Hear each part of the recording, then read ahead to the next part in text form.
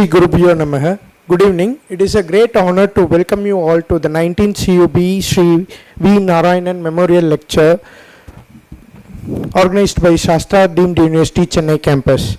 Now I invite Ms. Nandita Kannan and Ms. Charulata from second year BA Economics and Public Policy for rendering the prayer song, and I request everyone to be seated with devotion.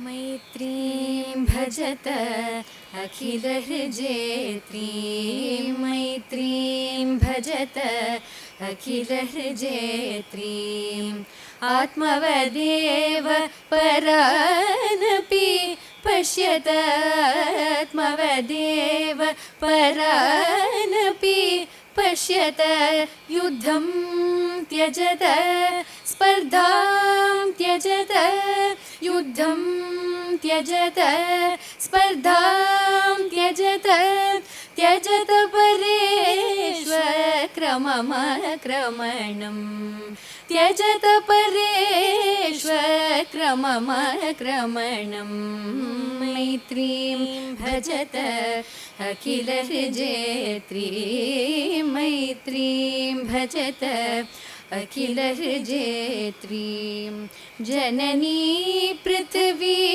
कामदुघस्ते जननी पृथ्वी कामदुघस्ते जनको देवः सकलदयाळो जनको देवः सकलदयाळो दाम्यत दत्त दयध्वं जनत दाम्यत दत्त दयध्वं जनत श्रेयो भूयात् सकलजनानां श्रेयो भूयात् सकलजनानां श्रेयो भूयात् सकलजनानां श्रेयो भूयात् सकलजनानां श्रेयो भूयात् सकलजनानां.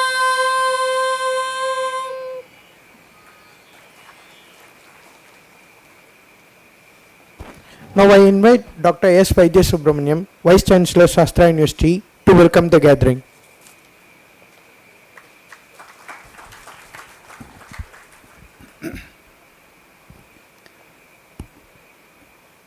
Distinguished orator Sri S. Gurumurthy, Mr. Raghuveer Srinivasan, the moderator for this evening session, the Chairman of City Union Bank, Mr. G. Mahalingam, the Chancellor and Chairman of SASTRA, Professor Sethuraman, members of the board of the City Union Bank, and senior executives from the bank, very distinguished members of an audience that is so special, friends from the print and the electronic media, and my dear students whom I have particularly invited to listen to this lecture, students from the economics and public policy stream. Ladies and gentlemen, I take great privilege in welcoming all of you for the 19th City Union Bank Shri V. Narayanan Memorial Lecture that is organized by SASTRA Deemed University every year. In fact, a couple of weeks back, when I had discussed with Dr. N. Kamakodi, the MD and CEO of the bank, I had shared with him my suggestion of inviting Sri S. Gurumurthy to deliver the 19th Narayan Memorial Lecture. And he asked me whether it is a convention that you can invite the same speaker twice for the same purpose. So I told him there are times, extraordinary times, where we have to break the convention, and this is not the first time that we are doing. For most of you, there are some familiar faces in the audience. If we push back to 2016, when the demonetization was announced, at that time also Mr. Gurumurthy was invited except that he was invited for the Nani Palkiwala Memorial Lecture, and Mr. Mahalingam is here. He was the one who moderated that session as well. So I told him that extraordinary situations will definitely require extraordinary people, because the topic is also extraordinary and very contemporaneous. So I made a request to Mr. S. Gurumurthy that he has to talk on this topic, because that's a very hot topic for the season, and I think it will only get hotter as the days go by. Thank you very much, sir, for acceding to my request. And for those who come to this specific City Union Bank Narayanan Memorial Lecture, now you are aware that usually I set the context for the memorial lecture. But I dare not speak anything on the subject, because there are two intellectuals on stage, one the speaker, the other the moderator, both of whom are experts on this. So I am not going to dwell much on any of the trade data or tariff or the geoeconomics that's happening around the world, but want to just sensitize the audience that when Mr. Gurumurthy addressed in Kumbakonam in 2008, later part of 2008, after the global financial crisis was officially announced, he made a very profound statement. He said, it is only during times of adversity people start thinking. Nobody thinks during times of prosperity, because everybody feels that they are entitled to the prosperity, but it is only during times of adversity that people begin to think. And that time in 2008, the entire world was chaotic. Nobody knew what was happening. Nobody knew the reasons for the global financial crisis, so leave alone the solutions for that.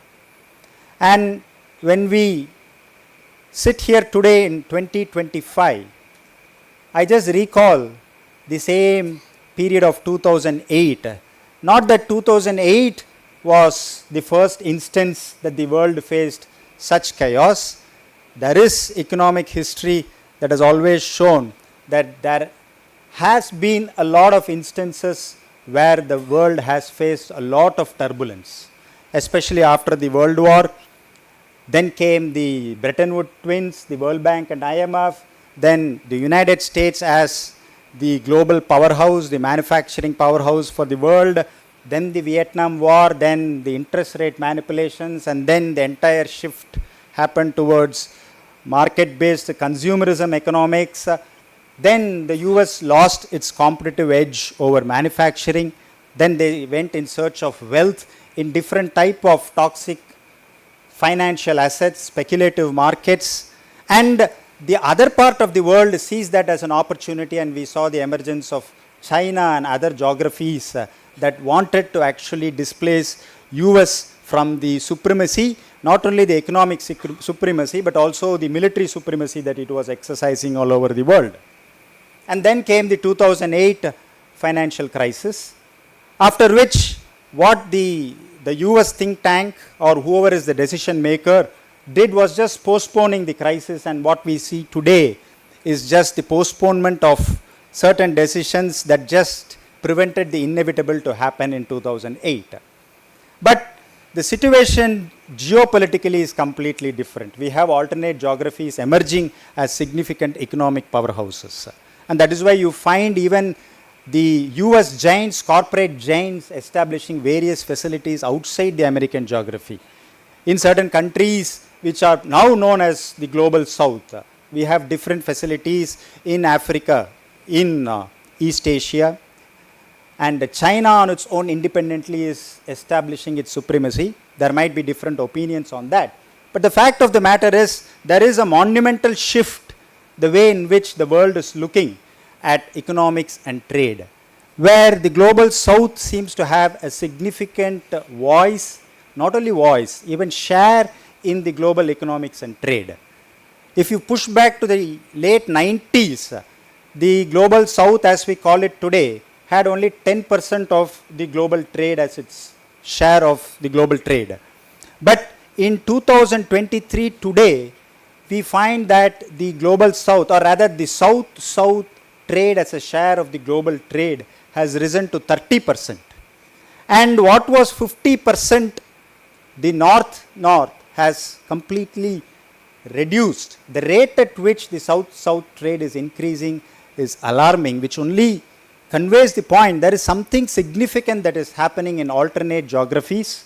And today we are at a point where we have to reflect on the geopolitical, geo-economical, geo-social transformations that's happening in geographies that is distance from the North American ones.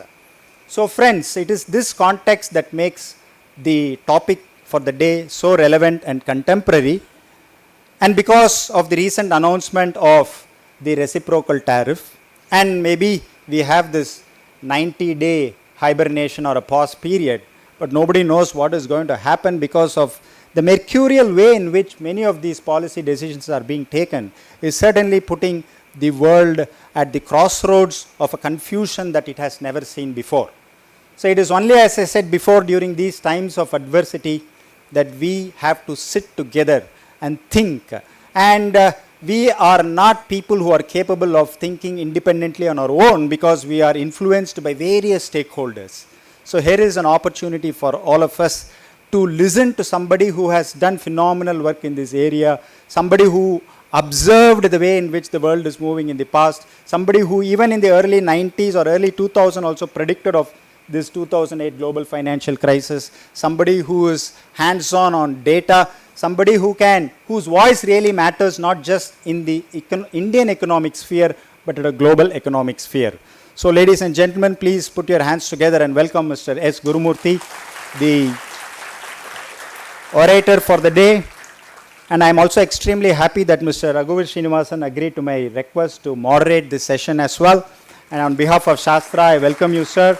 I again welcome all the members of the City Union Bank family, the distinguished guests for this 19th CUB V. Narayanan Memorial Lecture. Thank you very much.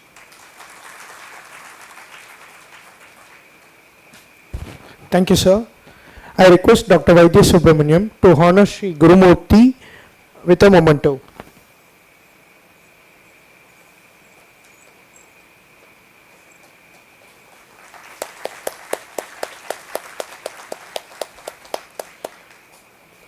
Thank you, sir. I request Sir Dr. Vaidya Subramaniam to honor Mr. Raghuvir Srinivasan with a memento.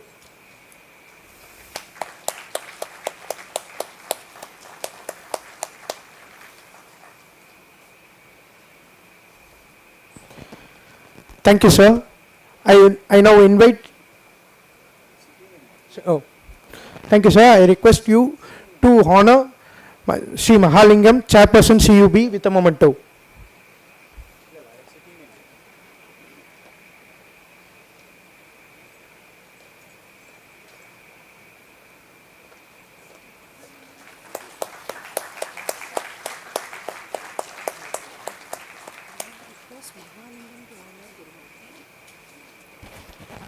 Thank you, sir. Now I request Sri Mahalingam, Chairperson CUB, to honor Gurumurthy.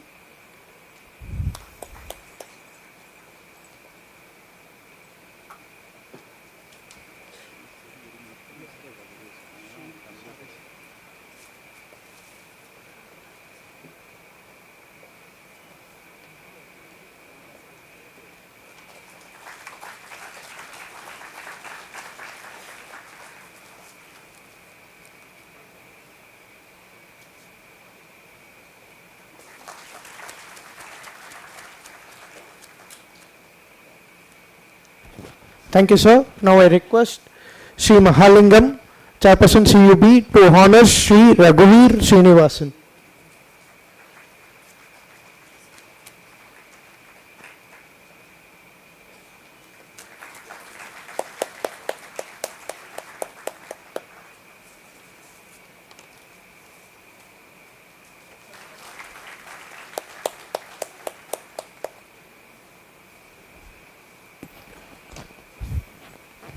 Thank you, sir. Now I invite Sri Raghuvir Srinivasan, Editor Business Line, to set the context and take the proceedings further.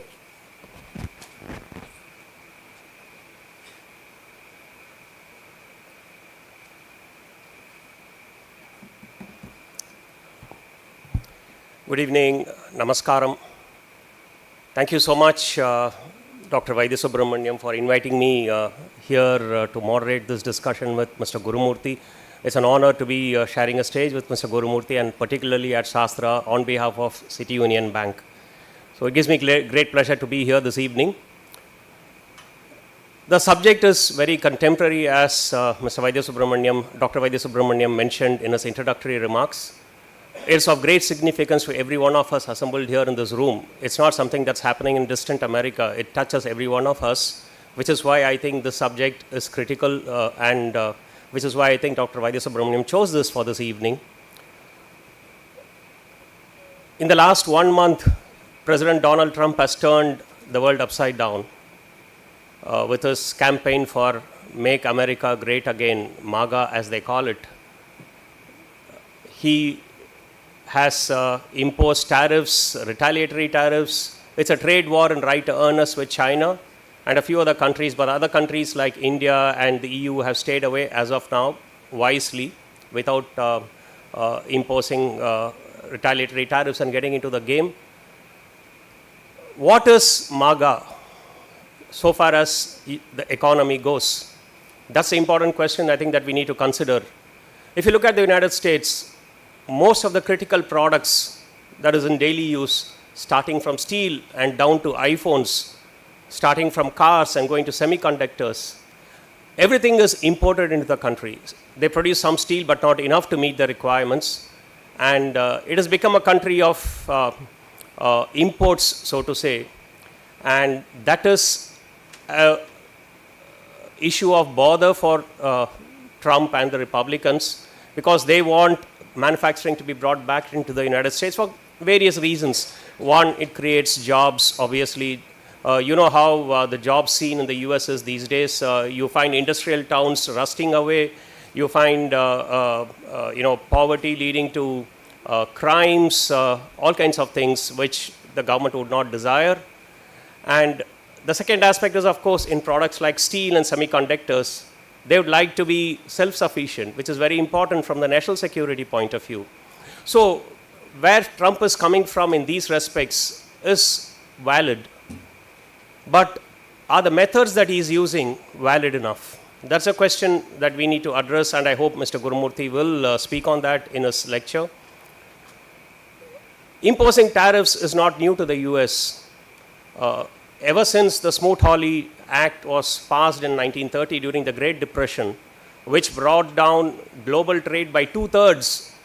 Global trade fell 66% during an already depressed phase, thanks to the Smoot-Hawley Act.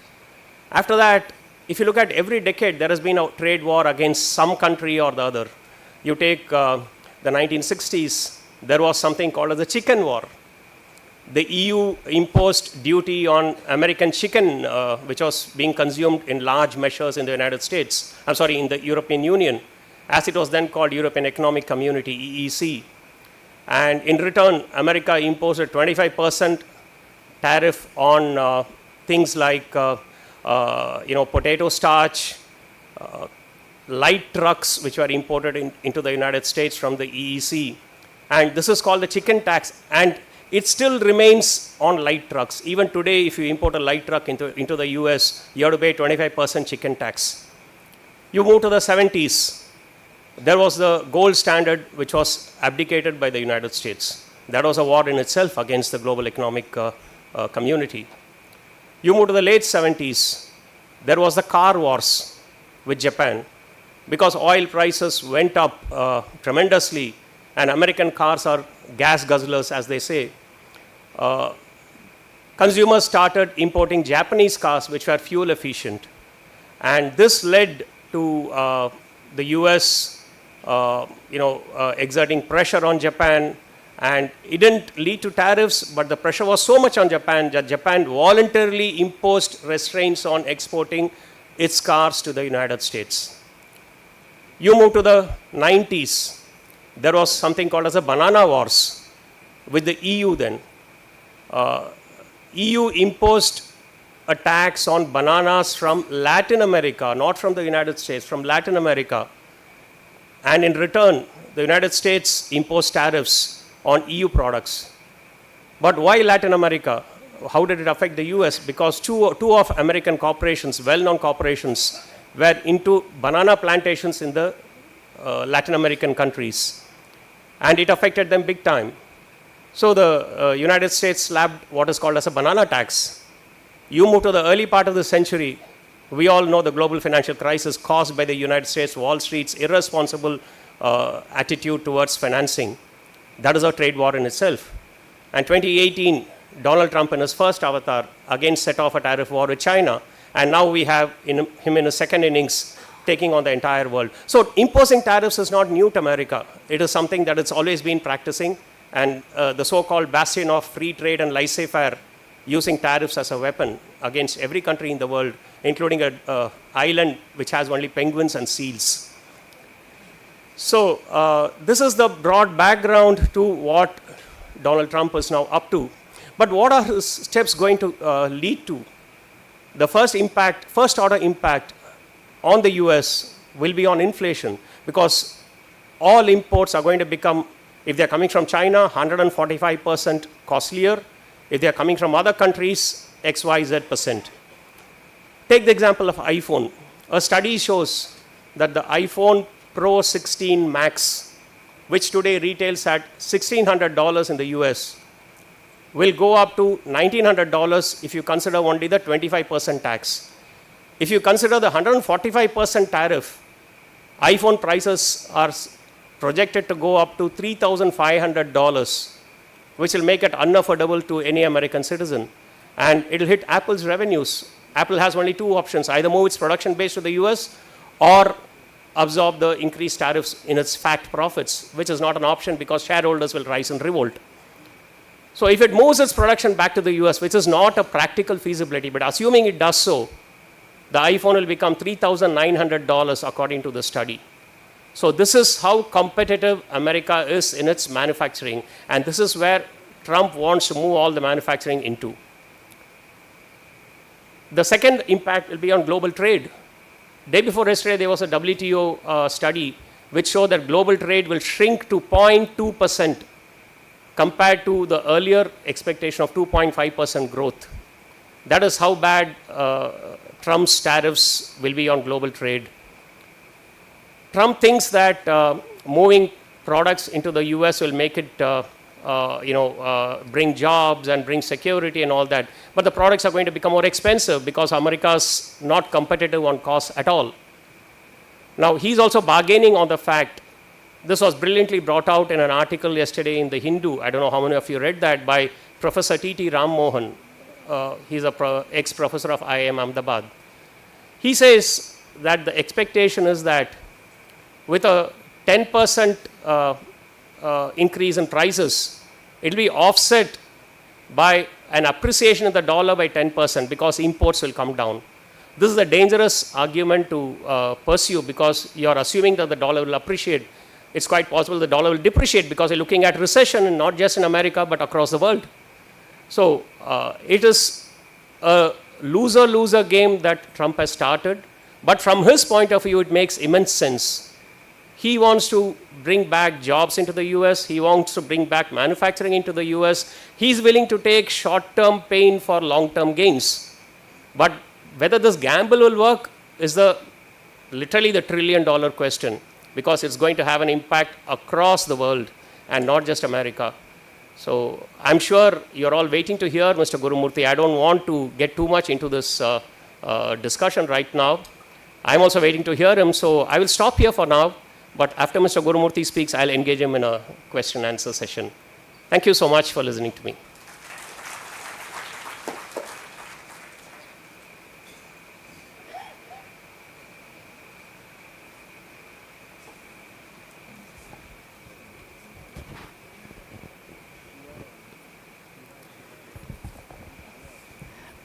Mr. Sethuraman, who is the builder of this ethical and great institution, and his presence I value here. And in his present state of health, he has come here is something which I feel is a matter of honor. And all the dignitaries who have come here, I don't want to mention because there are far too many names to be mentioned. Mr. Raghuveer Srinivasan, who is a trained economic editor. I am not. Mr. Mahalingam and Vaidya Subramaniam, my good friend, whose insistence has brought me to stand before all of you. You know, I am not going to be arrested by the context of Trump's tariff. Trump's tariff is not a new phenomenon at all. He has now made it a phenomenon by his body language, by his announcements, by his way of dramatizing everything, because he is good at it. What he did when he came in his first term is precisely this. But he was doing it with regard to European Union, with regard to China, and he had a plan. And that plan is not based on the calculations of what will happen to the world. Precisely what will happen to America has been and will always be Trump's agenda. In fact, Trumpism has outlasted Trump in America. Even when Biden came, he did not reverse the hikes in the tariffs which Trump had imposed, because it is not possible. So Trump's policies have a background, have a historical background. Unless we understand that historical background, we will not be able to understand where America stands today and why Trump is doing it and why anybody in America will do it. Only the manner of doing it will be different. And the mandate that Trump has got has made him do it in a manner in which it is shocking even Americans and the world. I have to take you to another level, not be arrested by the context. I have to take you to a helicopter level to understand how the world has moved in the last 30 years. Unless we understand that, we will not be able to know why Trump is doing it, what is the position of America, how the whole world has been misled by American economic thinkers. America has been misled by American economic thinkers is a fact which American business, American financial institutions, American think tanks won't accept, but that is a fact. That's what I am going to touch upon and tell you. I will take you to mid-1990s. In fact, that is the reason for which Vaidya called me to speak here. I carried on a huge campaign against globalization and WTO. The basis of that campaign is not whether WTO is good or bad, whether globalization is good or bad. In my opinion, globalization was an unsustainable idea. It is not a workable idea. Globalization requires global governance. Even governing a country is such an extremely difficult task. To set rules for the governance of the world, on that basis you correct the national policies and make the nations adjust their economy, their sociology, their culture, their way of life, their lifestyle. This is such an ambitious project that it would not work was the basis on which I was carrying on almost alone. In fact, I remember when I was addressing the administrative staff college in Hyderabad, a large gathering of 4 times this gathering, someone stood up and said that people like you are taking the country backwards, you must be shot dead. That was the ecosystem. That you could not talk against globalization. You can talk against your mother, you cannot talk against globalization. That was the pressure at the global level. And WTO was a product of it. So when we carried on this campaign, all that we said is that there is something called nation, national culture, national value systems, and national way of life. And this was not being heard. I am going to tell you how in each one of these things, Trump's policies matter for America and for us. I am not here to value judge Trump. I am not here to say whether America is what Trump is doing right or what America is doing is right. That's besides the point. The fact is that we have to handle this. We have to face this situation. Whether we can face this situation is more important than whether what Trump is doing is good or not, is outside our domain of debate. So when the whole world was moving towards the American way, America was borrowing and spending. In fact, America didn't have its own money to spend. They borrowed and spent. And the whole world was making money out of American consumption and lending it back to America. The best example to start with was Japan. Later, China also joined. So in 2001, I wrote an article that Japan saves, America spends. Japan exports, America imports. And Japan lends, America borrows. But the whole world says American economy is more efficient than Japanese economy. I cannot understand as a student of economics how Japanese economics is wrong and American economy is right. So I wrote this article in Indian Express in the year 2001, Savings as Sin, Spending as Virtue. Everybody, every economist criticized me for this. Who is this fellow? He doesn't know. Is he an economist? You have heard of one named Dr. Jagdish Bhagwati? He was called the god of free trade. He was the one who conceptualized the idea of WTO. He was called the god of free trade. He had come to India and he gave a 72-page paper to the government of India, which was on the government of India website for a long time, but it disappeared. I don't know why.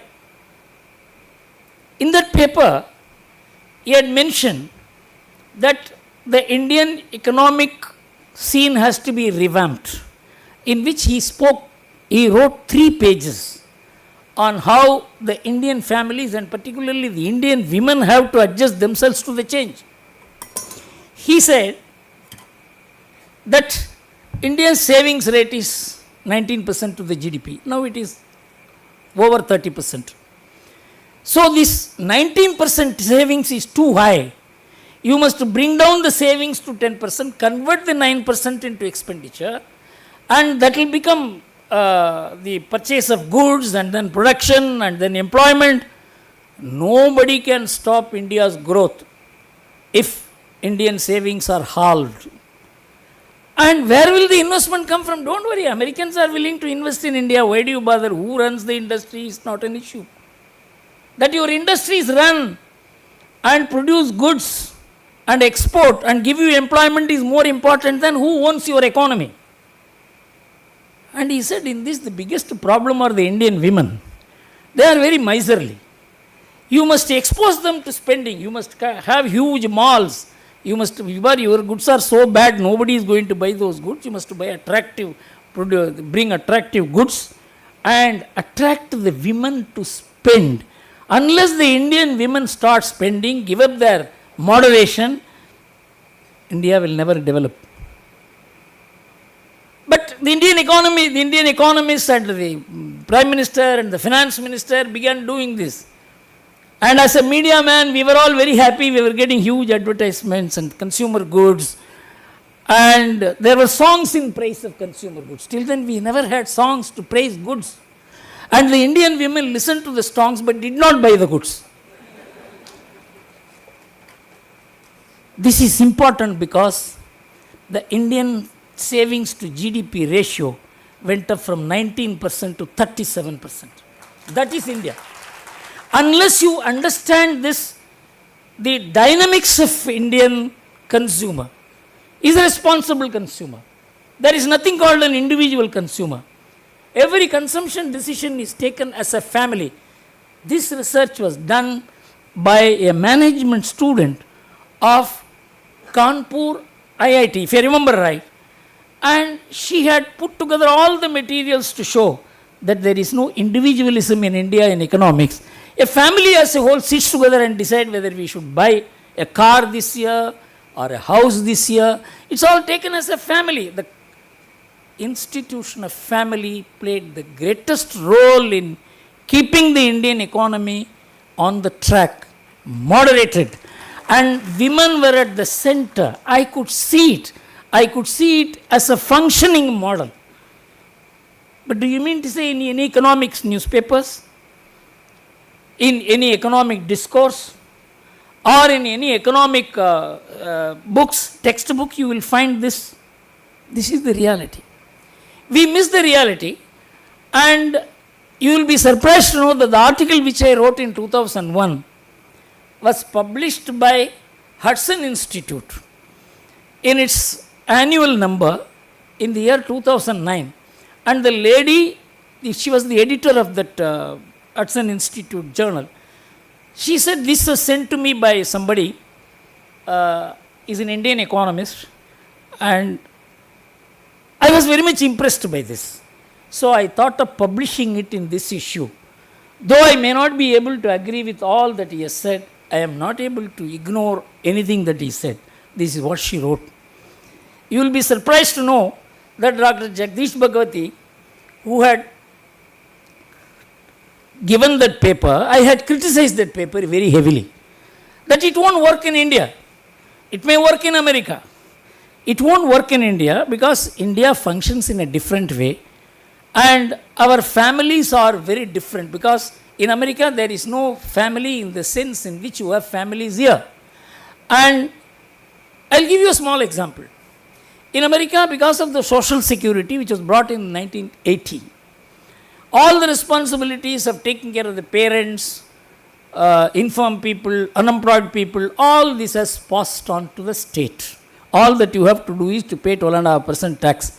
Many American economists in the year 1980, there is a beautiful book, US Economy in Transition, which was published by the National Bureau of Economic Research, which every student of economics in India must read. But they don't even know about it. In that book, even including a great economist like Milton Friedman said that we should not interfere in the intergenerational obligations within the family because this has been functioning for thousands of years, taking care of parents, taking care of elders, taking care of infirm people, unemployed people, children. These are not something which you can do by education. This comes because of a cultural underpinning of the people. Don't interfere with this. They did interfere. You know what happens today? When they said you pay 12.5% tax, we will take care of everything. Tax that was received was more than the expenditure that was going out of it till 2006. In 2006 it reversed because the American population stabilized and the baby booming stopped. So the number of people earning became less as compared to the number of people who were not earning. With the result, in 2006 the account came into deficit, and now they say the deficit in the social security account, if it is the future burden is reduced to the present day value, there is a deficit of 63 to 72 trillion dollars, whereas American GDP itself is 24 trillion dollars. In India, this entire burden is managed by families. If all earning Indians are told you need not bother and you need not have to take care of them, 2/3 of the population will be standing before the Prime Minister's house for 2 square meals a day. Do we understand where the Indian economic underpinning is? Unless we understand this difference, what I am going to say will not be intelligible at all because this is not in the mainstream economic discourse. Now, of course, the contemporary issue, the contextual issues have been well said by Mr. Raghuveer Srinivasan, and I have absolutely no dispute with that. But what is the way to handle it is more important. Why Trump is doing it? Trump has a multi-dimensional problems to handle within and outside. The problem inside is America has become wokeist. He is fighting wokeism within. Many of you know what is wokeism. This is completely destroying the family base of America. Only 28% of the American families have husband and wife living with children. Almost 49% of the American families are single parent families, or not families at all. So there is a huge problem which America has accumulated in the last 50, 60 years, starting from 1960, and now it has intensified and it has become an ideological issue. A professor says, from today onwards, I don't feel I am a man, I am a woman. And in jail, a person who was in jail, he said, I feel like a woman. And he was put into women's cell and he impregnated 3 women. This is America. And a boxer, he said, I feel I am a woman. And he is made to compete with women. And he blew the faces of 3 women. This is considered to be the right of any individual at any point to decide whether he is a man or a woman, or neither. I mean, this kind of sociology influencing polity that comes into behavioral economics and that becomes the market demand. This is the problem that Trump is facing. And it has been allowed to accumulate for so long. This is with him. And he has openly proclaimed war against wokeism, which can lead to anything including his assassination. Point 1. Point 2. Trump is fighting the accumulated problems of America outside. I will explain to you how. You see, America began exporting dollars and importing goods. In 1989, The Economist magazine said, the most profitable industry in America is export of dollars.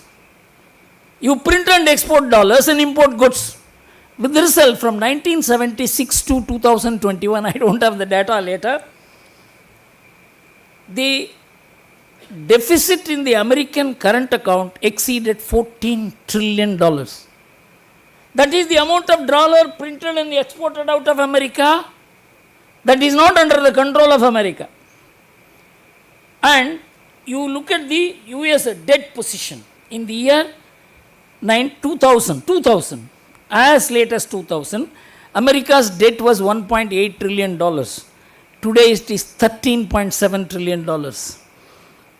Till 2000, America had received only $1.9 trillion as investment. Previously, America was investing in other countries. Then it became receiving investment.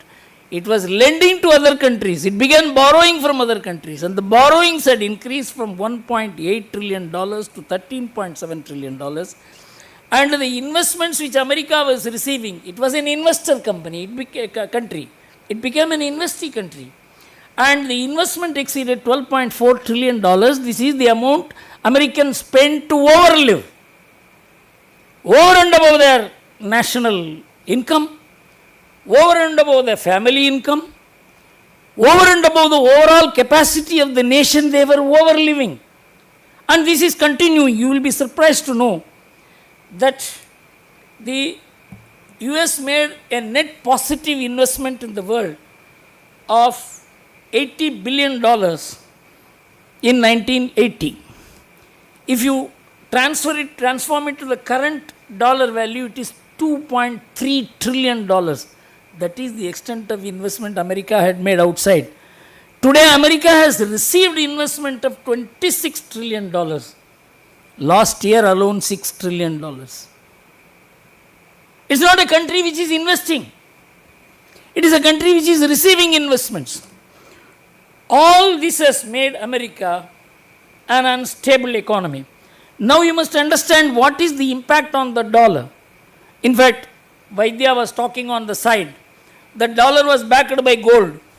Everybody thought keeping dollar means keeping gold. How America came into the possession of gold, whether such a thing can happen in any other country, particularly can it happen in India, unless we ask this one question. How we cannot be like America will be clear.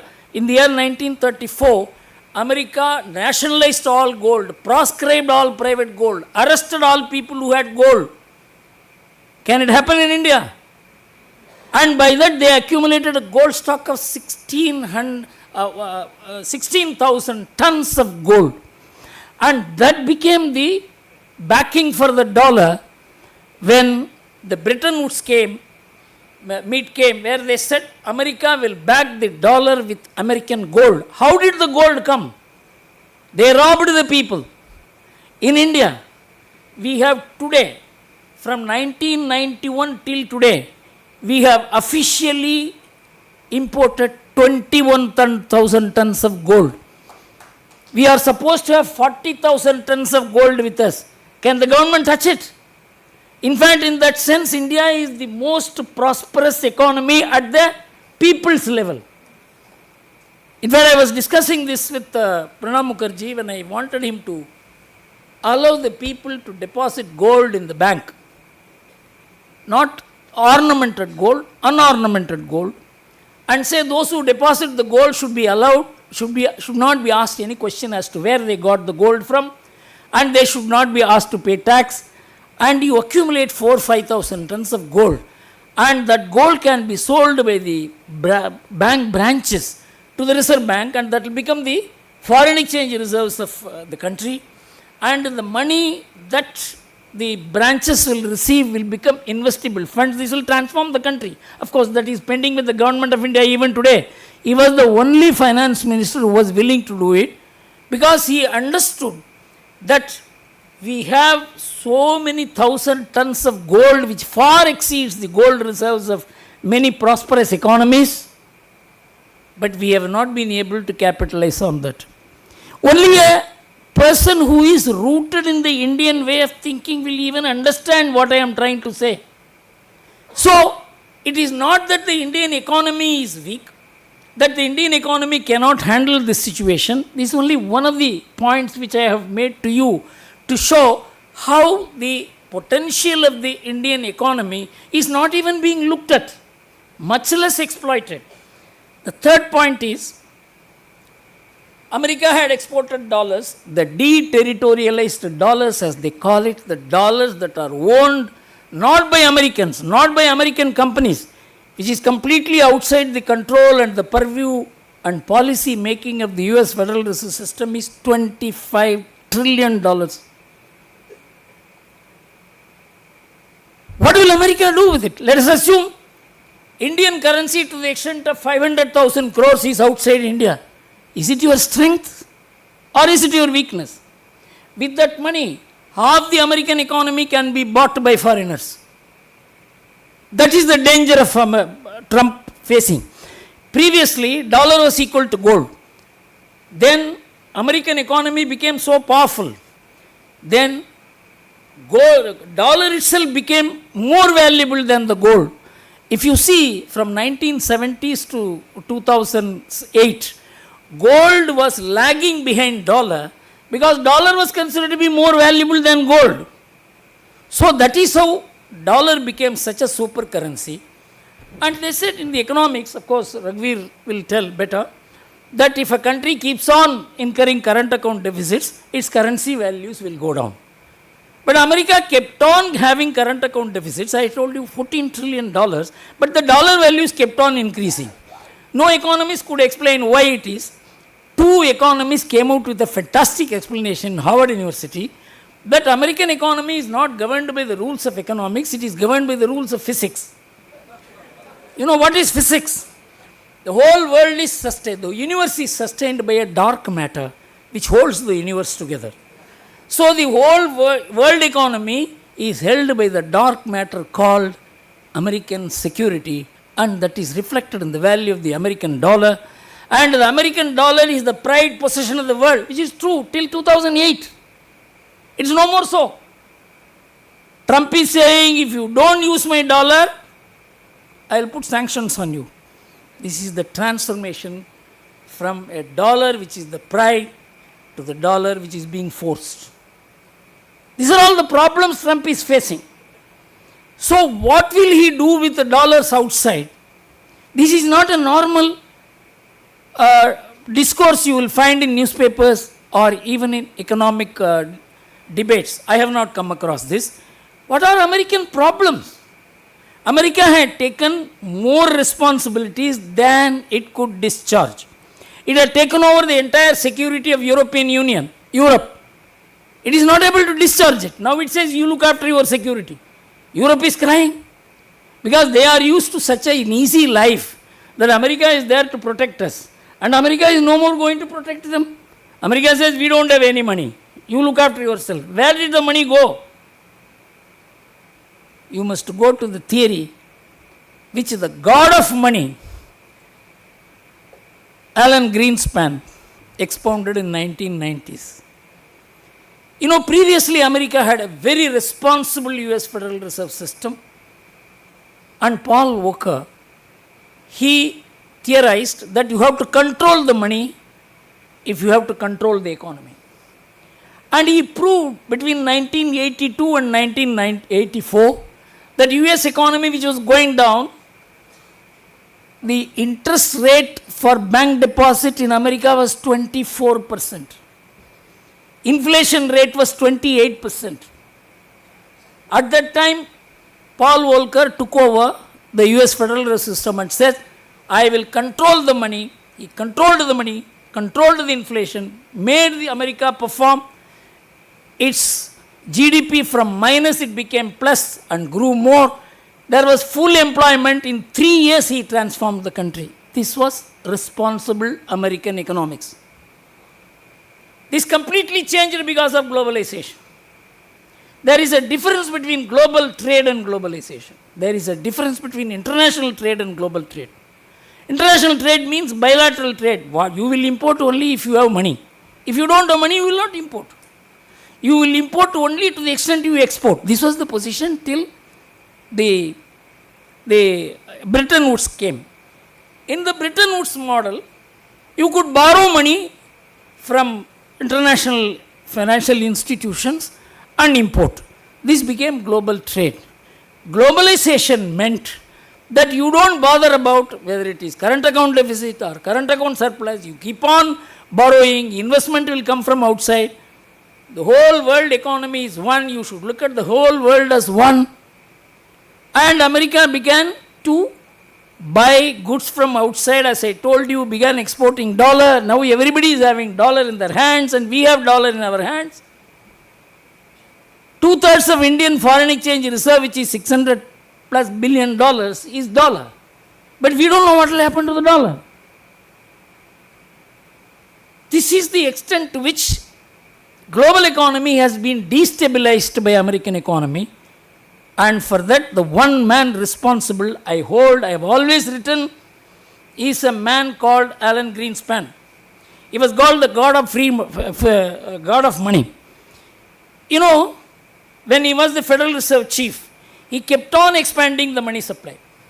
He kept on asking the people borrow and spend. He himself authored a paper which came out in 2006 in which he said what is called the subprime crisis in America. Subprime crisis is that you lend money where there is spurious security. In America, everybody buys home. I buy a home for $250,000 and the entire value is loaned. The house value goes up to $400,000. The difference between my debt amount of $250,000 and the market value of $400,000, this 150 is supposed to be home equity against which I can borrow money and spend. Artificially, the house values were hiked up. It is because in 2001, the American economy hit a low. And Bill Clinton, all these people went and bought and said, Buy America campaign. Otherwise, America will not survive. American economy became on survival mode based on consumption, and that drove the global economy. In 2005-2006, if you read Financial Times or any economic newspapers, see the American consumer is keeping the global economy going. What Mr. Raghuveer said is an irresponsible financial economics of America was the driving force of the global economy for 10 years. Nobody said at that time America is irresponsible. American irresponsibility came to light only in the 2008 crisis. America even tried to play down it is an American crisis. They said it is a global economic crisis. Global economic crisis came because of American economic behavior, American economic approach. Everything based on loans. You see, houses on debt. The groceries are bought on debt. Everything is home loans, educational loans. Education is on debt. So, this debt-driven American economy cannot continue. This is the problem of Trump.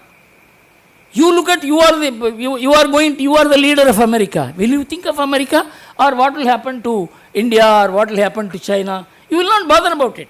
So we have to face the reality that America's irresponsibility in the past is being forced to be reversed by the American leadership. This trend began in 2016 and it has become more pronounced. It is not something which America can go back upon. How we can face is the most important thing. Of course, there are many points to speak. I am skipping many. The first and the most important point I have to mention is America was caught in short-termism. In fact, when Trump came for the first time in 2016, he had a discussion with Indira Nooyi and said that we should give up these quarterly results being published. We have annual balance sheets. Every government thinks of what will happen next 1 year. You begin thinking of what will happen in the next quarter. As a result of which your whole approach has become how to manage the 3 months and next 3 months and next 3 months. There was no question of a vision as to what the company will do after 5 years or what the economy will do. And overnight interest rates began deciding the mood of nations. Go to China. Deng Xiaoping is probably the greatest empire builder of the last 20th century. He said, let us hide and bide our time. 30 years, China did not look at this way or that way. It exploited America. America built a Frankenstein monster. It suited America, it suited China, it didn't suit the world. But the fact remains, China penetrated into not only the American economy in terms of markets, it also penetrated in terms of the American educational institutions, American think tanks, American policy making, so that when Obama's period was the worst period for America, but he became the greatest president. Because any demagogue becomes the most acceptable man because he speaks well. In Srimad Bhagavatam, there is a verse which says, those who speak well will be recognized as intellectuals in Kali Yuga. Of course, it suits from Karunanidhi to Obama. And in Obama's period, Deng Xiaoping came, that is called open-necked meeting. He extended his hand and said, Mr. Obama, let us move as equal powers. Obama was shocked. He could not say no. Psychologically, China had come to become equal to America. American companies were eating out of the hands of China because China had reduced the entire country and the workforce into coolies. No union, nothing, no work standards. What the government says the workers will have to do. The entire Chinese economy became one corporate. Completely non-transparent. Their data are unreliable. There are any number of researches by US Federal Reserve System that we have brought in a non-transparent economy into the WTO. It is not a market economy. Everybody said, India also said China is not a market economy. Why are you bringing it into WTO? In 2016, US Trade Representative and European Union Trade Representative filed applications in the WTO, declared China as not a market economy. After having done the damage, American economy was ruined. World economy was ruined by a non-transparent China coming into the WTO. And when Trump became the president, he said, unless you declare China as not a market economy, I am not going to appoint the judges for the dispute settlement mechanism. Till now, no judges have been appointed because the WTO could neither declare China as not a market economy nor accept China as not a market economy. With the result, the dispute settlement mechanism is dead. WTO is dead. Biden could not reverse it, because if he had reversed it, then WTO would have come alive. If WTO had come alive, American economy would go back again. Multilateralism, which was the creation of America, became the greatest risk and danger. It has become dynamiting the American economy. That is why he is completely destroying the very concept of multilateralism. He is going back to bilateralism. He is not saying for all countries it is 40% duties. No. He said for you 145. He said 180 for you, 20 for you. He wants to have bilateral deals with each country depending upon geopolitical reasons, economic reasons. He is going back to pre-GATT days. This is unavoidable for America. This is unavoidable for the world.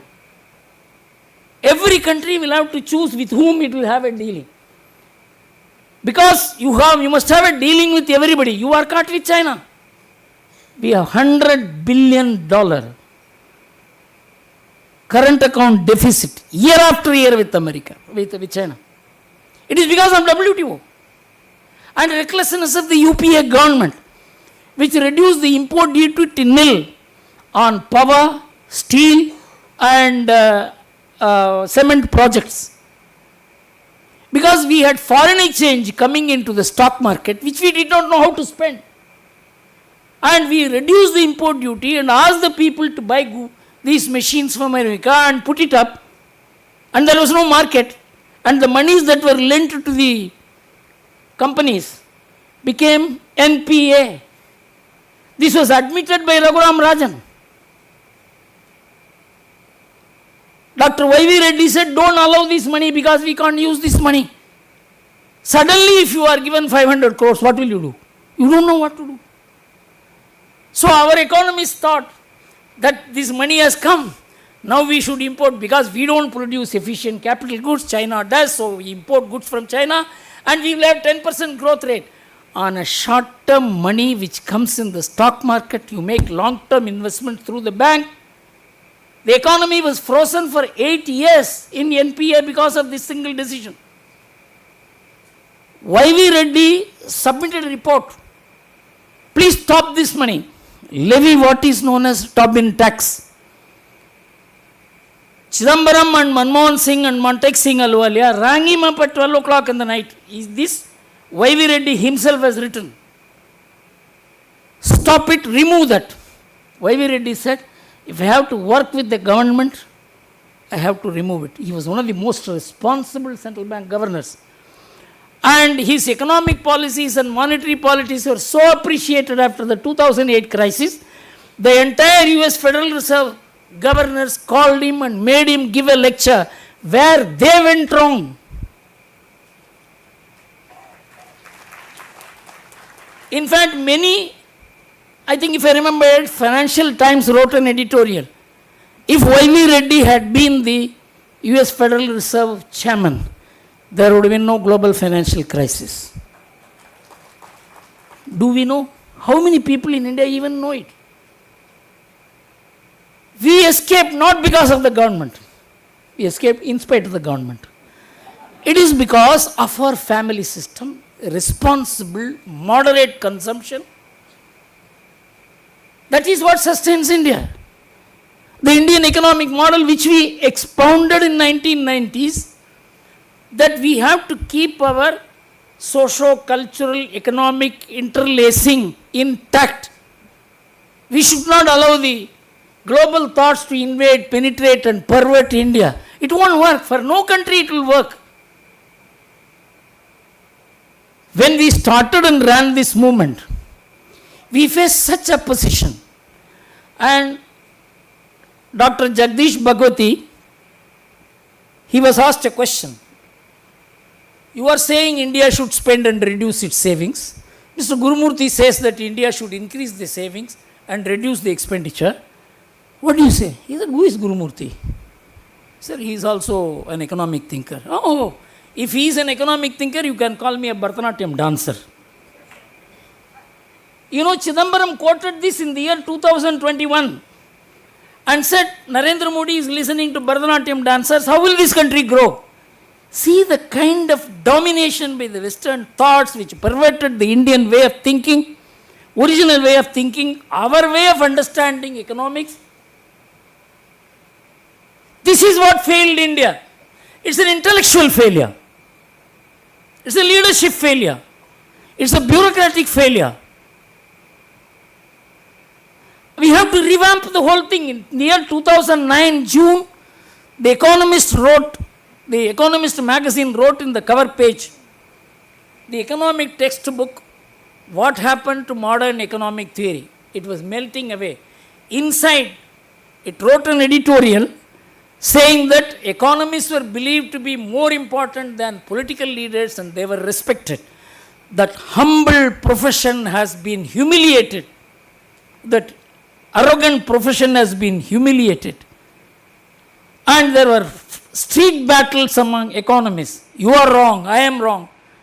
And Paul Krugman, who got the Nobel Prize in the year 2009, he said 30 years of macroeconomic research is useless at best and harmful at worst. And that is the theory we are following even today. Because there is no other theory. Economics as a subject is gone. Bradford DeLong is one of the finest professors in America. There are such good thinkers in America also. Because all the macroeconomics has been powered by lobbies, business, money. You can get any report that you want from an economist. You can have any article planted in the Economist magazine.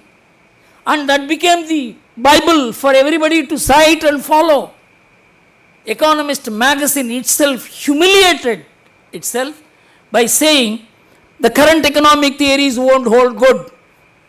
And Bradford DeLong said, if you have to understand economics, you have to study economic history. That's what I presented before you. Unless you look at economics from a helicopter perspective, what happened in 1947, what happened in 1970, what happened, not in terms of tariffs and goods and trade wars. It is in terms of how it changed the mind of the people and how it affected many countries. Now I will go into three aspects of the Indian economy which will show how strong is the Indian economy. How strong is the foundation of India as a society, as a culture, and as a civilization. You know, we have 2.4% of the global land area. We have 18% of human population. We have 30% of world bovine population. We have 42% of world cattle population. We have 8% of world's bioresources. When I mentioned this in the Niti Aayog lecture which the Prime Minister asked me to deliver, because the Prime Minister had said that it is one earth, one family and one future, I told the Prime Minister that it has to be explained in more concrete and data-based terms. When I explained to him, he said, you talk about it in the Niti Aayog. The Niti Aayog lecture was delivered on 23rd October 2023. In that lecture I had mentioned that this is an ecological wonder. America has 3.5 times the size of India. 1/5 of India's bovine population, 1/5 of India's cattle population. China has 3.5 times the size of India. It has 1/6 of India's bovine population, 1/5 of cattle population. We have 21% forest coverage. How is it that we are able to live? When we say Vasudhaiva Kudumbakam, it is not about human beings. We share space with everything on this earth. You know how we are able to do it? You have to look at a data bank called ourworldindata.com, which brings out the most trustworthy data of the world, and all the American institutions source their research from this, ourworldindata.com. It says how Indians are able to manage with just 2.4% of the land area, out of which 1% is the agricultural land, and we use the entire agricultural land for crop cultivation. Rest of the world, out of the total agricultural land of 10.2% of the global surface area which is available as agricultural land, only 2.2% is used for agriculture. Rest is used for animal farming, to produce meat. And I will tell you the difference between meat and cereal. Cereal gives you 83% of the calorie value, and meat gives you only 17% of the calorie value. Cereals give you 63% of the protein value, and meat gives only 37%. Meat produces 10 to 100 times the CO2 gas emission. We are able to, because it's not that we are all vegetarians. 2/3 of Indians are non-vegetarians, but the proportion of meat to cereal is so less in India, we are able to manage. If we follow the American way of life, consuming 124 kg per head per annum, we will need 6 times the agricultural land we have. If the world follows the Indian way of eating, the proportion between meat and cereal, world will need only 40% of the agricultural land it uses today. Tell me, is it the way we are taught about environment economics in India? We are so totally ignorant about ourselves. Now come to housing. We have average 4.5% residing in a house. In America, it used to be 3 in 1960, now it is 2.5. This 0.5% reduction per household meant constructing 35 million more houses at a cost of $8 trillion. In India, we live with our parents, we live with our near ones, we live with our brothers. If all Indians decide to live alone, me, my wife, that's all. If the average number of persons in India comes down to 2.5 like in America, we will need 135 million more houses. We don't have the space, we don't have the money. Who makes you live together? Government policies? Media? They want to destroy our families. They want you to disown your near and dear ones. It's our culture which keeps us together. That is the strength of India. Market wants to destroy the culture. If you see the advertisements, family means husband, wife, one child. Now only because of LIC it has expanded to father, mother, sometimes even grandfather. It is because they want to sell family policies, which we told them in 2001 that in India no individual will take a policy because he will feel shy. And so we advise that there should be family policies. In India everybody thinks like that. Nobody will go and open a bank account and deposit money. We consider everything that we earn as for the family. I am talking about 80% of Indians. I am not bothered about 20% of the Indians who think, act and behave, consume like Americans. We will have in India an American population,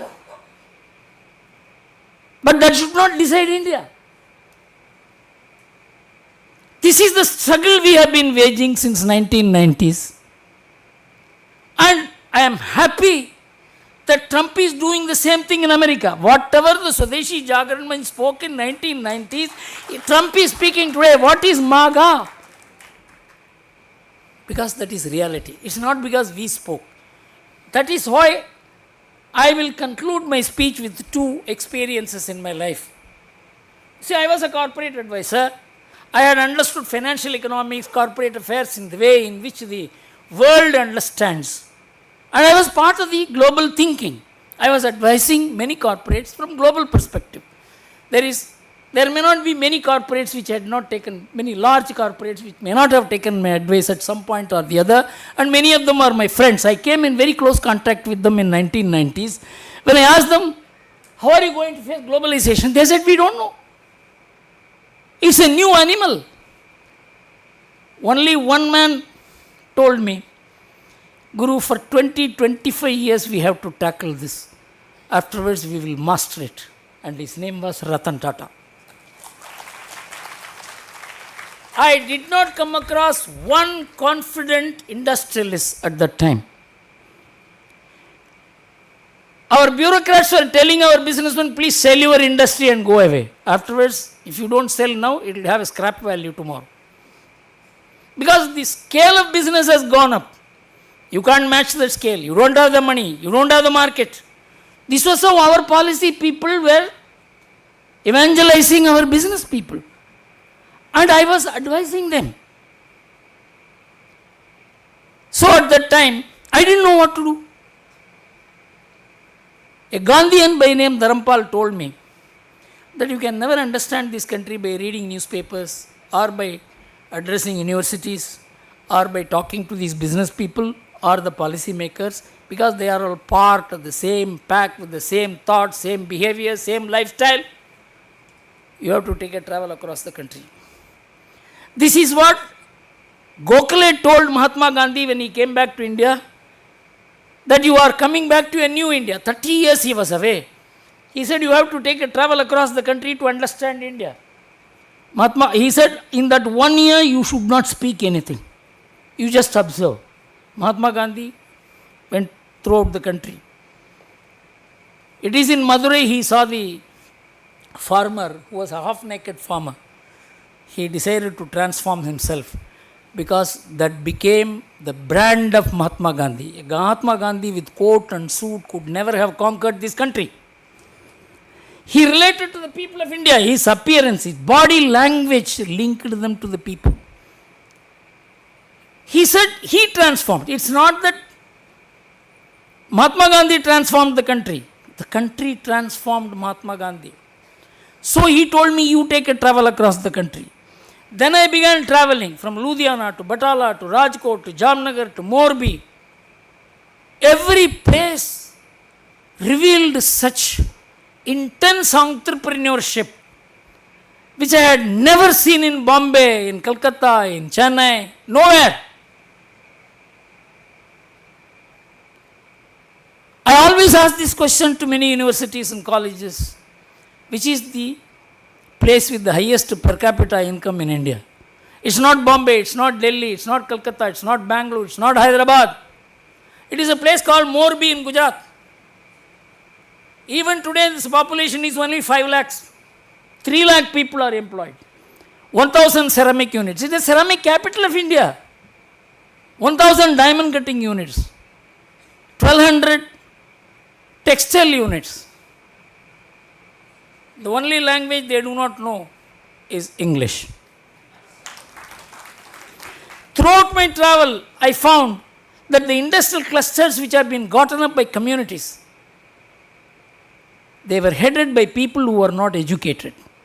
They employed all educated people. I found uneducated employers and educated employees. It completely transformed my view that this country's basic strength lies in what is known as the social capital, which is the communities, and they cooperate. How Tirupur was built into knitwear capital of India? Not by banks, not by stock market. It was by a community which came together, and 68% of the people who took to entrepreneurship were educated less than 10th standard. Only 7% were graduates. I went and sat with them. They said, sir, we were producing cotton because we have black soil. From cotton, somebody said we can do ginning, we began doing ginning. Somebody said from ginning you can do spinning, we began doing spinning. Somebody said you can do knitting, I began doing knitting. 30 years, farmers became knitwear manufacturers and exporters, and they were negotiating with foreigners through English educated managers. I found the entrepreneurial spirit of India is so high. I will give you two examples for that. Everybody thought India was an underperformer in economics.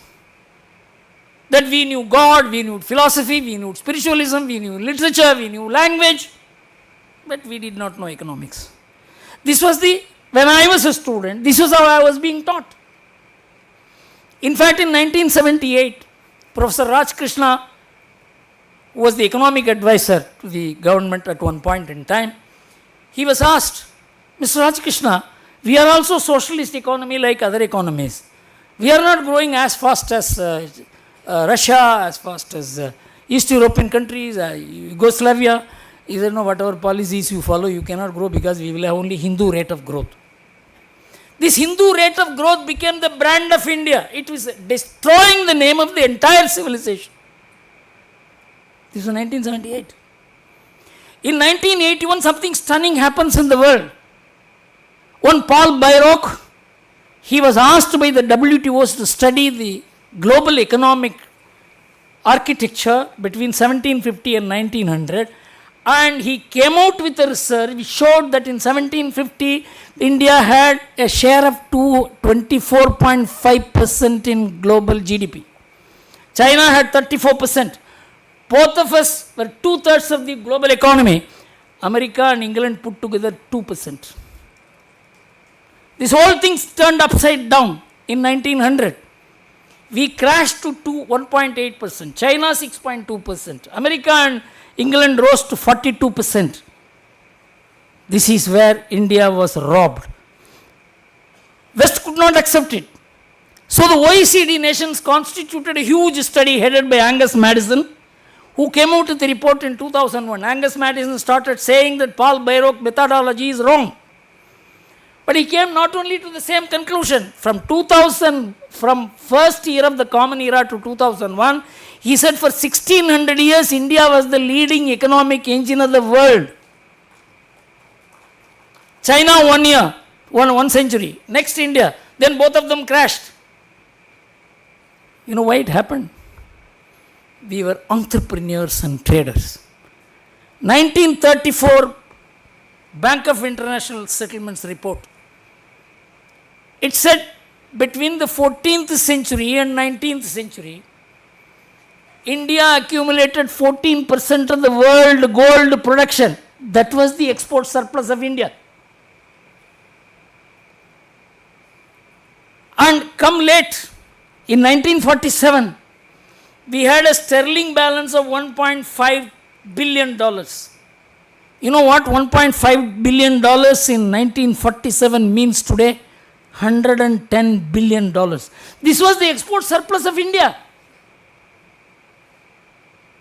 India never knew current account deficit, even under the British rule. It is only under the socialist rule, India turned into a current account deficit country. It was reversed for the first time only under Vajpayee rule. Between 2001 and 2004, we had an export net current account surplus of $24 billion. That's where the world recognized that without foreign investment, without foreign technology, India is growing. In fact, at the time, Abdul Kalam used to tell me, Mr. Gurumurthy, somehow ensure that these sanctions continue for the next 10 years, then only we can come up.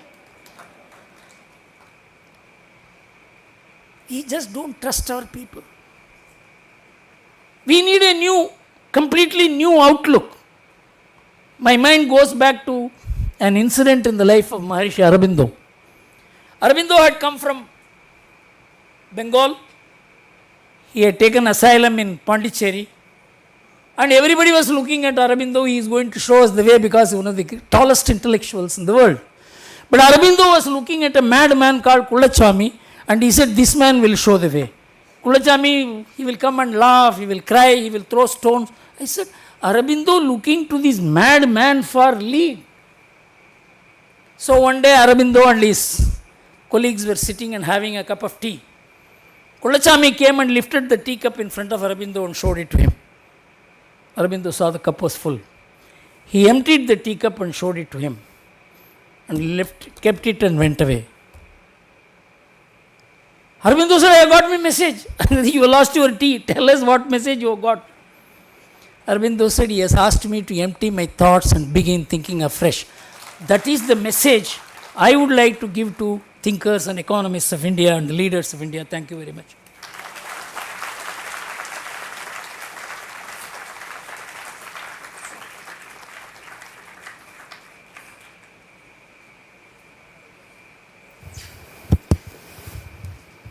Thank you. We would like this lecture to go on, but Mr. Gurumurthy at his best this evening, a tour de force of global economy, of American policy, hegemony of India, ancient India, India's entrepreneurial spirit. Truly a joy to hear him. But I have a couple of questions for him before I throw it open to you all to ask your questions. Mr. Gurumurthy, you spoke about globalization, how it has destroyed the world economy and how it has destroyed several countries. It is a genie that has been let out of the bottle. Can this genie be bottled again? Will Trump succeed in his endeavor? Because I have so much data to share, I can keep on sharing for the whole evening. But I will share some data. If you see the way the global asset building has taken place from 1990s, when Alan Greenspan released his idea of cheap money, he said the amount of dollars which are circulating outside America is incalculable, and so we cannot control the supply of dollars. We will keep on printing dollars. This is what he meant, but he said it in very beautiful words. English is a language in which you can say things in such a beautiful manner that even if you drink poison, you will think the words have been very well used to persuade you to drink poison. So, this lecture he gave in 1997 in Stanford University. He did not give this lecture in US Federal Reserve System, where he completely disowned the monetary theory of Paul Volcker. He departed from it. He said, you cannot control the American supply of dollars. You have got to manage it. What is he managing? Whole world was set on a course of nil or less interest. This nil or less interest led to a huge asset inflation. You know what is the amount of assets built up in the world today? The total asset build up is $432 trillion. In which the financial assets are just $140 trillion. The balance is real estate. As far back as 2019, the residential houses are valued at $220 trillion. And all these assets were funded by short-term loans to the extent of 70%. After the 2009 crisis, question came that if interest rates are raised, what will happen to, just now if interest rates are raised, what will happen to your home loan? What will happen to the global economy, which is functioning on nil interest rates? When Alan Greenspan was asked, how are you allowing this kind of thing to continue? He said, what will I do? The rest of the countries are saving. Because they are such insecure countries, they have to save for their future, for the rainy day. We Americans need not. The American government takes care of the social security. Americans need not save. The rest of the countries are saving because they don't know how to lead. This is what he wrote in 2007 in the Age of Turbulence book. It is worth reading. You must make every economic student read and spit on that book. And he said that if we don't borrow, what these guys will do with their money? What an arrogant reply. He said it is global liquidity imbalance. Very next year there was crisis. He was called by the US Congress. Mr. Greenspan, tell us what happened. He said, I don't know what happened. I trusted computers. I trusted global, the Nobel laureate theories. I thought it will all work. It has collapsed. I cannot even understand how it collapsed, why it collapsed, how it can be. This is called the Mea culpa of Alan Greenspan. Then Summers said, if the interest rates rise, what will happen to the asset build-up which is based on nil or low interest? That problem is real even today. You are now managing it. Because nobody will say the emperor has no clothes. That is the position.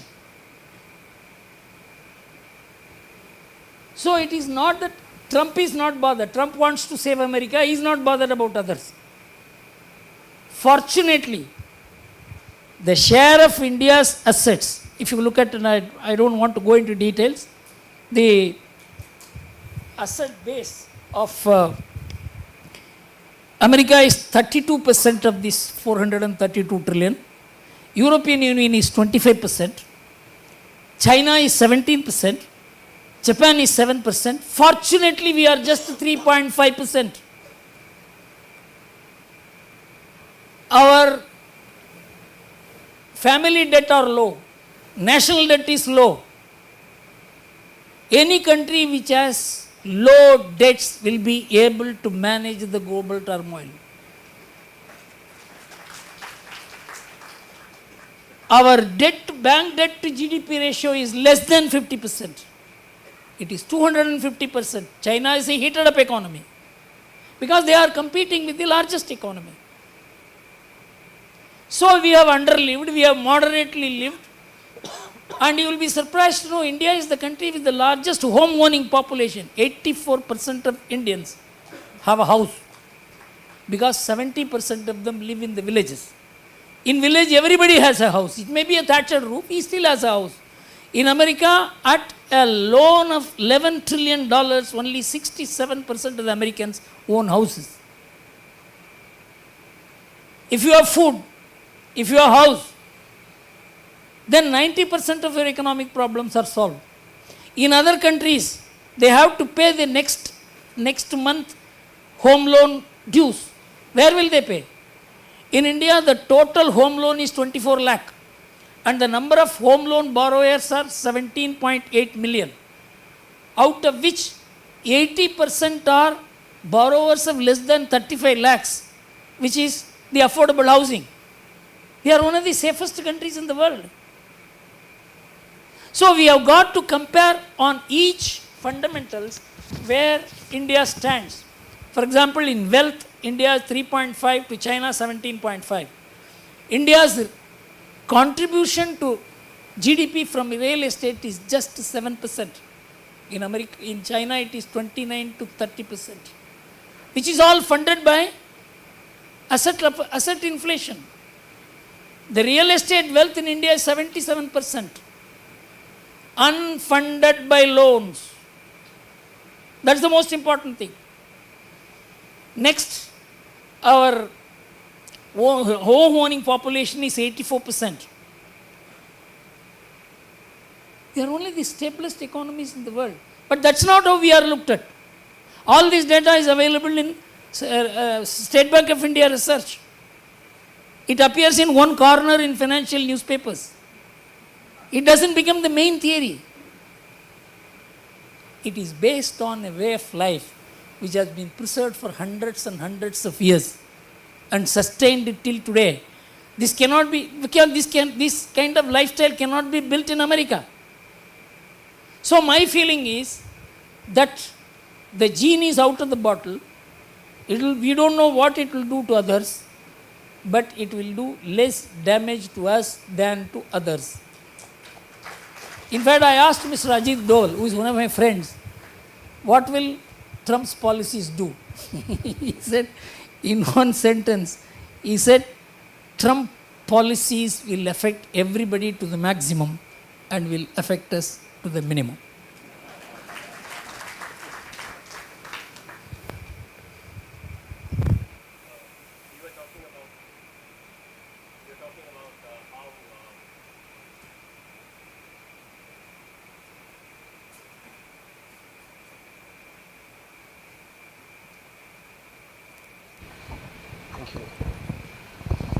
You're talking about how the US has exported its dollars and how it's importing its goods. Now, if you look at the holders of T-bills, US government T-bills in the world, almost 2 trillion is held by Japan and China together. Japan holds about $1 trillion and China holds close to $1 trillion. Now, if you look at what happened in the markets the day after he announced 145% tariffs, there was a huge sellout of bonds in the US. T-bills were sold. There was speculation that it is Japan and China who are selling it to punish Trump. Now, do you think that is coming back to bite him? Because the next day, he imposed a 90-day interim stay on his tariffs. So, is the sins of America coming to revisit them and preventing Trump from moving forward? You see, Trump has only begun his game. This is a very risky game. And if it comes to that, if Trump says, I will defer the payment of the T-bills by 3 years, nobody can do anything. American economy will go up. American stock market will go up. Don't think a country rises only by right means. If it does a wrong thing also, it will rise. America is a country, in fact, I have analyzed it after Trump came to power in an article. American economy will do well whether Trump is the president or Obama is the president. Because the kind of resources they have, natural resources, water, land, mineral resources. You know, from 2000 till 2018, America was importing energy. From 2018, America has begun exporting energy. And that is why the relationship between Middle East America have been strained, because America is no more the buyer, America is the competitor. But how many analysts have taken this transformation into effect? One of the reasons why America went into war, forced Ukraine into the war, is to push up the energy prices. They thought it will go up to $200 per barrel, and America will be one of the greatest gainers. But when India announced it will buy oil from Russia, and for rupee, the oil began crashing. That is why America even threatened India with sanctions. Its policy of high energy prices to control the world failed. These are all the geopolitical consequences on economics.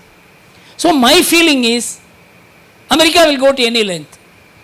You cannot say they have to play this game only according, they can play football according to cricket rules. They are in a position to do it. They have the money, they have the power. American hard power is very strong. They have as much as 16,000 atom bombs. They have the largest navy, largest army. And they don't have an enemy on their border. In fact, I used to talk to many American diplomats that if you had one China on your border, one Pakistan on your border, will you talk like this? The nearest enemy is Russia, which is logistically 1200 kilometers, 1000 kilometers away. They don't have enemy. If India does not have an enemy on its border, do you mean to say anybody can stop the growth of India? But this is not the way we analyze America. America has such natural advantages that it can do anything. So the America should do this and not do this. You can only plead. I am not justifying. But the fact is, America misled the world and made the world gain money at its cost, and that money is being used against America, and America has to defend itself. I'll restrict myself to one more question before I throw it open to the audience. India has, unlike China, which has placed retaliatory tariffs, America said 25%, China said 50%, America said 145%, China said 125%. We have been quiet. We have been negotiating from the sidelines. We have been in negotiations even before the tariffs were started. Do you think India's strategy is the right way to go about it, or what is your assessment of India's approach to the whole thing now?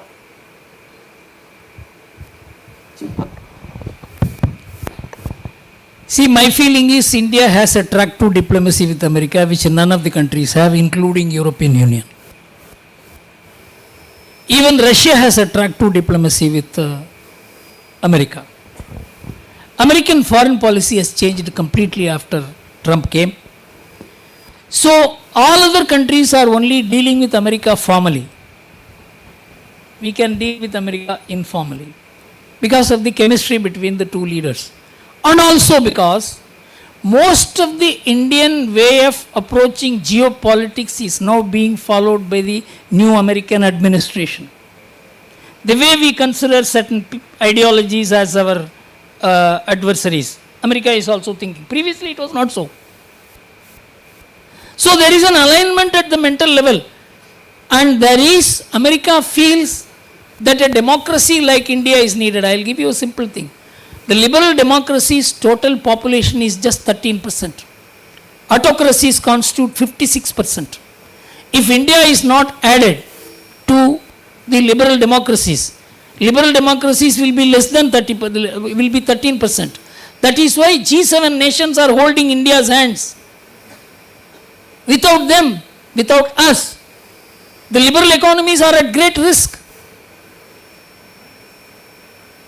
So you must understand that when you play politics with trade, you can also play trade with politics and politics with trade. And we are needed because we are a democracy and we have a stable government and we have a stable people. That is far more important. If 67 crore people can assemble in a place and disperse,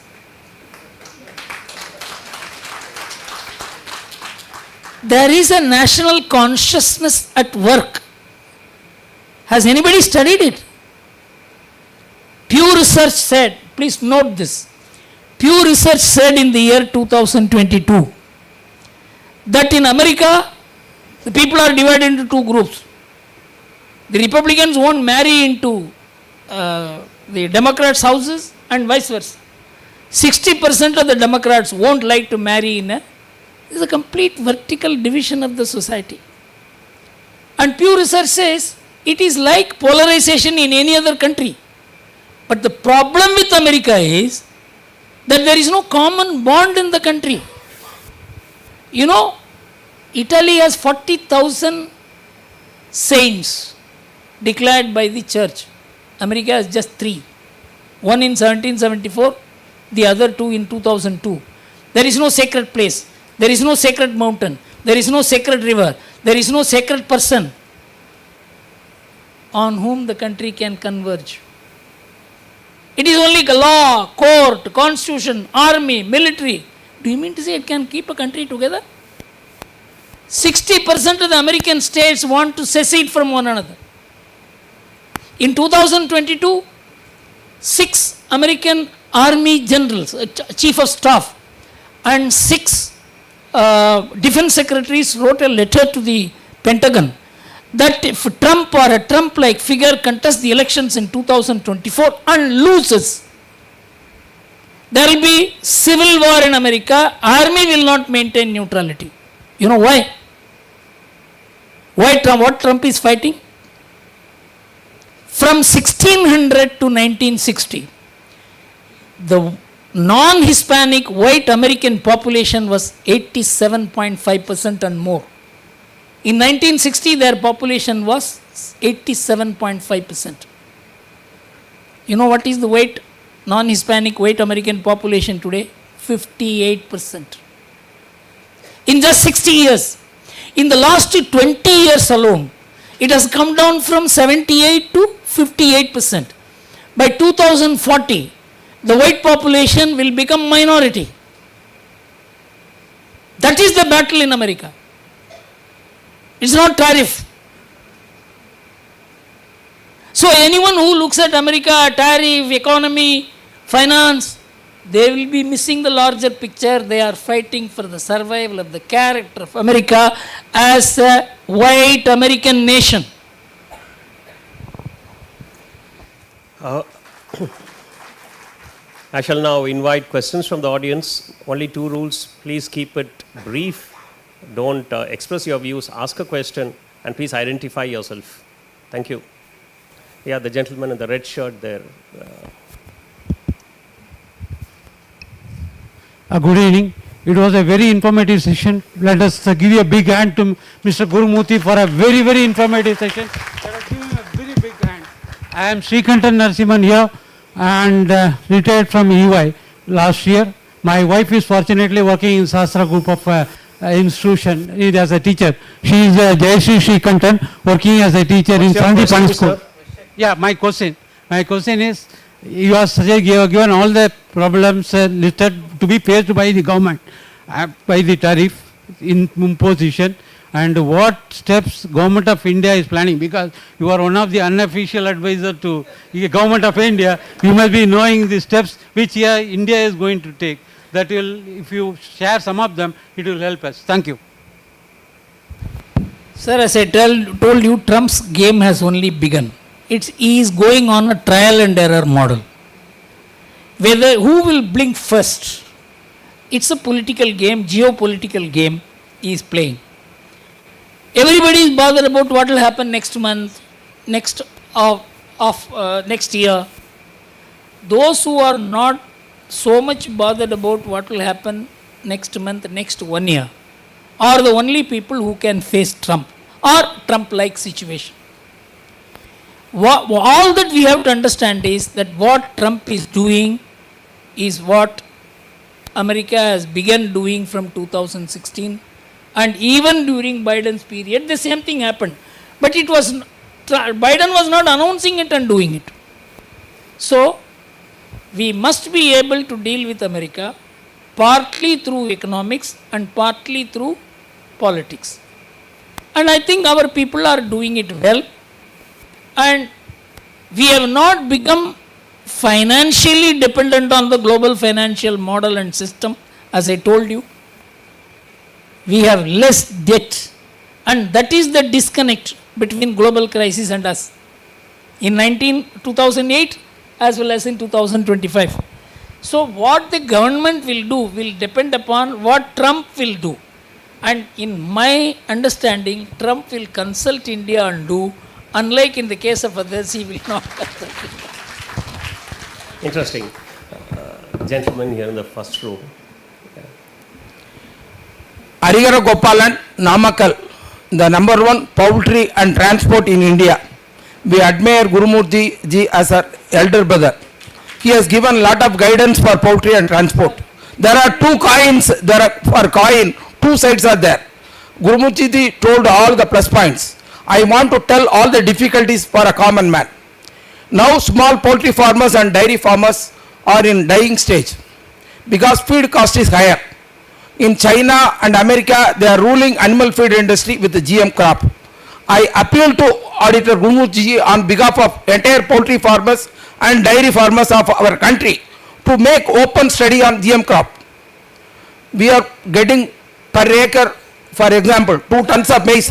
So please, your question. Question. First, open study on GM crop, and on GST, how many changes government can do? I want a simple GST system for food. I'm sorry, I don't think that question is relevant to the subject today.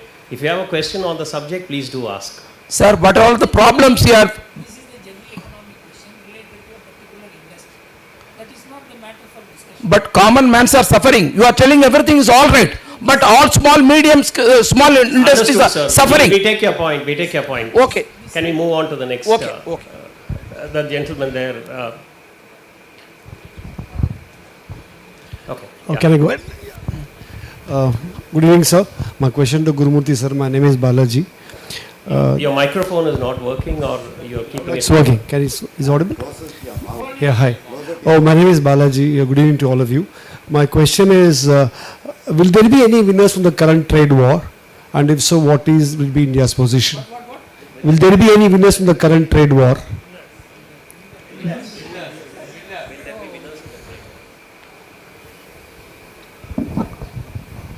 See, the entire global economy has been built on false growth model. So when the growth model shrinks, everybody will lose. I will answer you who will lose less. We will lose less. That's the point I make. Gentleman there. Yeah. I am Nagarajan, retired college lecturer.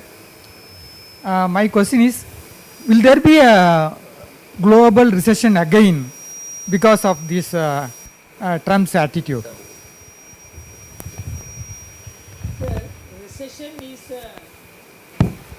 Recession is a normal economic accident. The accident that may come ultimately as a result of all this will not be a recession. There will be nothing called a global economy. Now we are talking about global economy, global growth rates, global this, these will all disappear. It's all individual nations who will catch who and grow. So this idea of everything global, that will disappear. So a new paradigm is emerging.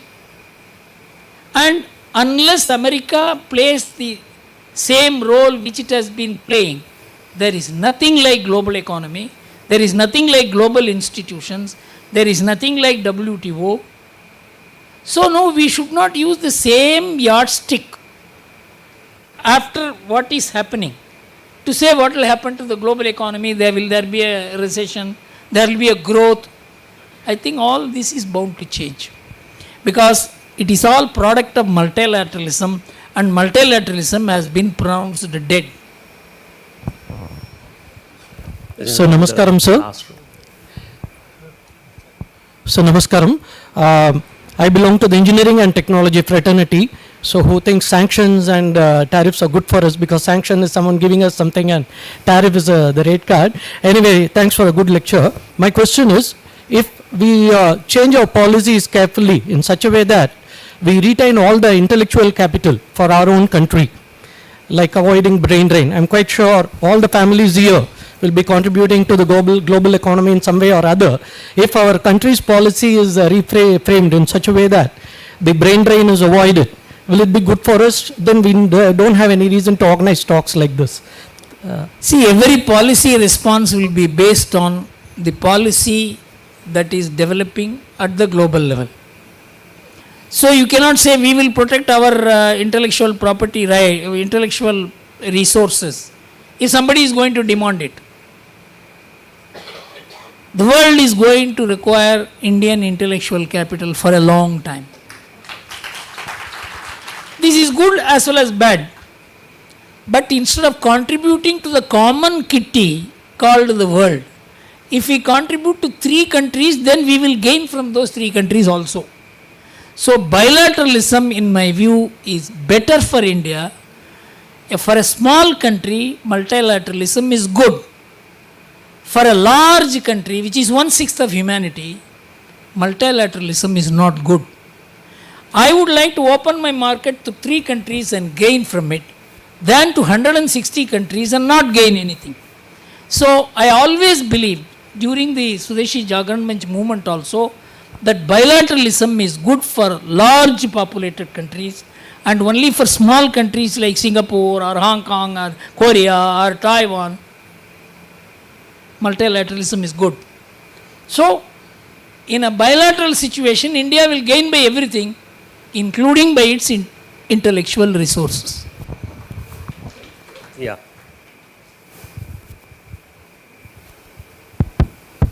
So good evening, sir. Thanks for the lecture, sir. I'm Mukundan. I'm working as a CFO in an automobile industry. My question is, considering the manufacturing cost and the manpower cost which is prevailing in the United States right now, do you think that we'll be having a huge boom in the industries being set up in US, or the industry setup in US will continue as is right now, sir? Sir, as I said, Trump has only begun his game. For example, he is already exempting certain sectors from his tariff, because he knows in the short run he has to, it is like you hand over the baton in a relay race. So he has now begun to shake the world, and he is now preparing the world. The old games, old rules, old institutions are not going to last. So everybody will be preparing for the alternative. They will be catching whosoever is available as their friends and begin working. As it is, America has not many friends. It has only people with whom it has to deal with on a competitive basis or through geopolitics or alliances. So what Trump will do, it will also depend upon what is the kind of pressure that is developing at home. So right now I will not be able to say whether Trump will be able to get back all the production mechanism into America, for which also he needs huge human resources, which will interfere with his policy on immigration. If he increases the immigration, that will affect his politics. So it is a mixed issue. We will have to wait when he goes into the second or third stage of his policy making.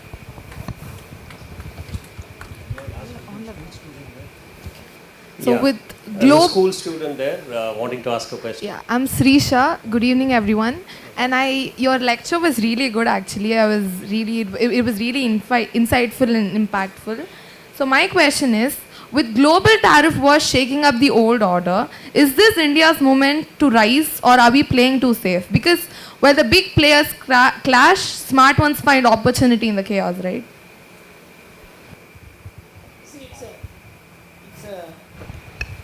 Question which I will not answer on the current paradigm. Actually, in the next 5 to 10 years, India will emerge as the model country for the world. Like in those days where they came to study in Takshila University, people will come and study how the families function here, how 67 crore people can assemble. What is that consciousness that pulls them? This is a country against which questions were raised. Will it survive as a country? Churchill said this will go into anarchy. Gandhi said we will be rather anarchic and be ruled by ourselves than be orderly to be ruled by you. You don't know what all the debate that happened before 1947, that you are not worth the freedom, that you can't live as a free country. After Nehru, will India survive? Books were written.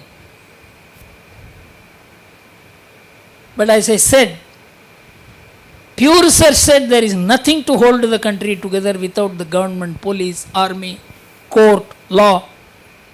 67 crore people assembled without any of these things. That is the strength of India, which has not been factored into geopolitical theories. In fact, I gave a lecture in Vivekananda International Foundation as to how India is probably socially the strongest country in the world. This is the only country in which government plays a contributory role, whereas in every country the government plays the anchor role. So, in our economics, it is the family, it is the society, it is the community which will play the major role. As I went through and understood in many places, all these industrial clusters came up because of the community efforts, family efforts, women's sacrifices. This is not what you will study in your economic textbooks.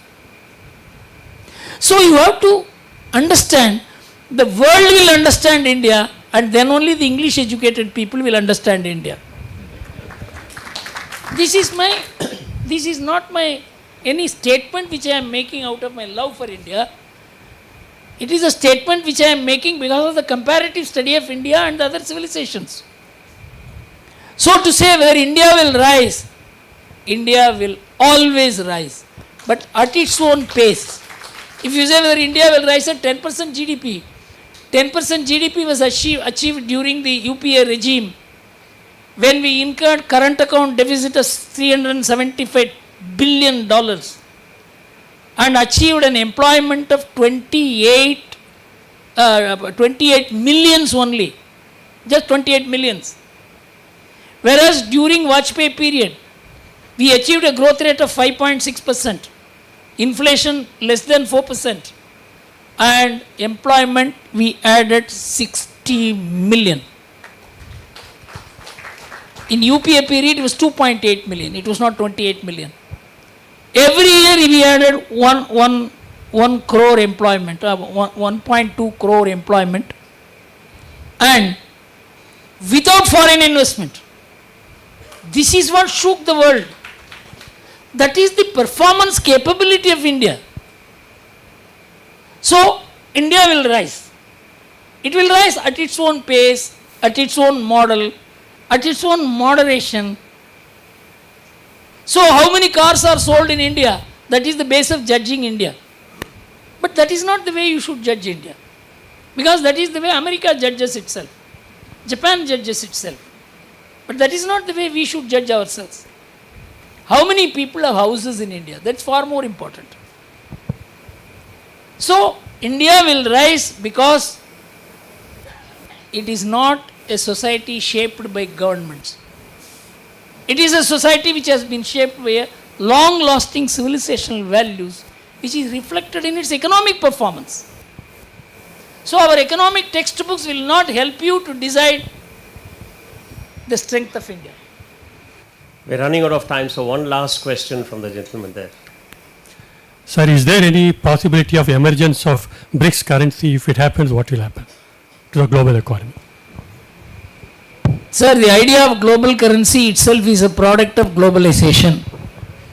If globalization is not there, each country will be dealing with Russia and we are dealing in ruble and rupee. This is what will happen. Where is the need for a global currency? A global currency means a global assurance. In BRICS, who will give the assurance? Everybody will sign the pro note of the BRIC currency. It's not possible. They can only make rules by which they can settle the account in national currencies, and BRICS will stand as the guarantee for that. Something like that can happen. It used to happen in Asian Settlement Union in those days in 1960s and 70s. Asian Clearing Union was there. Some such arrangement will come, but there is not going to be an alternative global currency for this reason. China has so much foreign exchange reserves, but its yuan will never be accepted as a global currency for the reason. Unless China gives the currency, others will not get it. America has exported its currency, everybody is having it. That is why dollar became a global currency. It printed and exported dollars throughout the world. That kind of risky economics no country can play. Do you mean to say China can play that? Impossible. America had the confidence to play that game. Risky game. That is how dollar became a global currency. Thank you. I think we'll have to stop here for now. I hand over to Professor Vaidya Subramanian. Thank you, sir. Thank you, sir, for a wonderful session. As we conclude, I invite Mr. G. Mahalingam, Chairperson CUB, to propose the vote of thanks.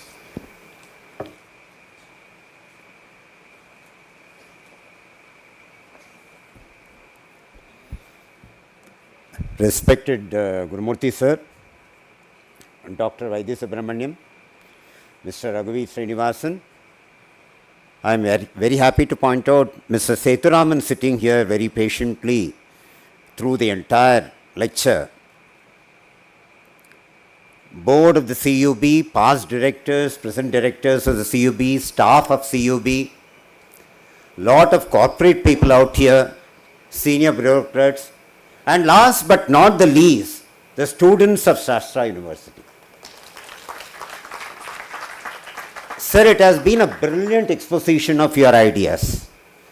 I have been an avid reader of your articles in the Indian Express right from my younger days, and you have always been propounding ideas which have been contrarian in nature, absolutely contrarian.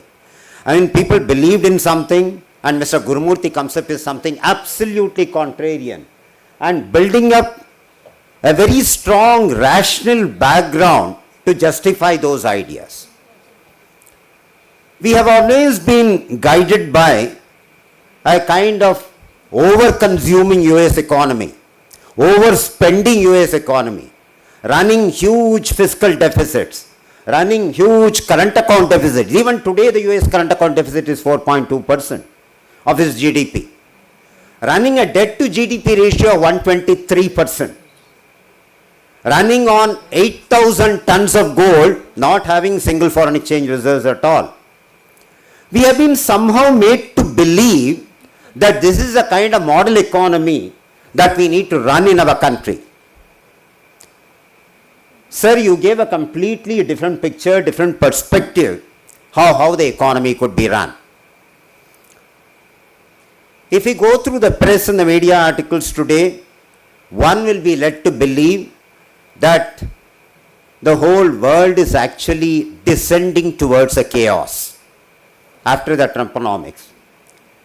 But after listening to Mr. Gurumurthy, we seem to have a ray of hope that the world is perhaps proceeding towards on a positive line, and perhaps it's a destructive construction that the world is now heading towards. Perhaps we all thought it's a destruction, and what Mr. Gurumurthy says is, this kind of a destruction is a first step towards building a constructive world which will rely more on bilateralism rather than globalization, which in his opinion is a completely unsustainable idea. Sir, thank you for all those ideas. I should say that I learnt a lot today from what you spoke here. I am sure the audience would have also learnt a lot. I am very happy to proclaim here that I come from an institution, Reserve Bank of India, of which Mr. Gurumurthy was a director, guiding the board in its day-to-day operations, in its policy making, in its overall perspective towards the economy. When he uttered a word about money supply, printing money, helicopter money, throwing money, like what the US did, I am thankful to Mr. Gurumurthy that he guided Reserve Bank of India that money supply is something which has to be controlled very strongly. Today, if we are able to show a 3.4% inflation, I think thanks to these kinds of policies that he has propounded, that India is in a very strong macroeconomic path. Added to that, I think he really brought in a tinge of cultural ethos that we inherited from the past, family, society, community, which has really contributed to the sustainable kind of a system that we are building up. I am very thankful to you, sir, for all these brilliant ideas. I am really thankful to SASTRA University for bringing real star speaker on the dais. I am only very unhappy with Dr. Vaidya Subramaniam that he could give him just 45 minutes. I think he should have given him at least about 3 hours. We would have learned much more, perhaps if he had been given a little more time. I am thankful to all the CUB people who are out here, all the corporate people who are out here, all the students of the SASTRA University, all the senior bureaucrats who are here, who have given a treated to a spellbinding lecture from Mr. Gurumurthy. Thank you very much, sir. Thanks a lot to SASTRA University. And I would like to thank myself, that is CUB, City Union Bank, which always participates in this wonderful gesture. Thank you.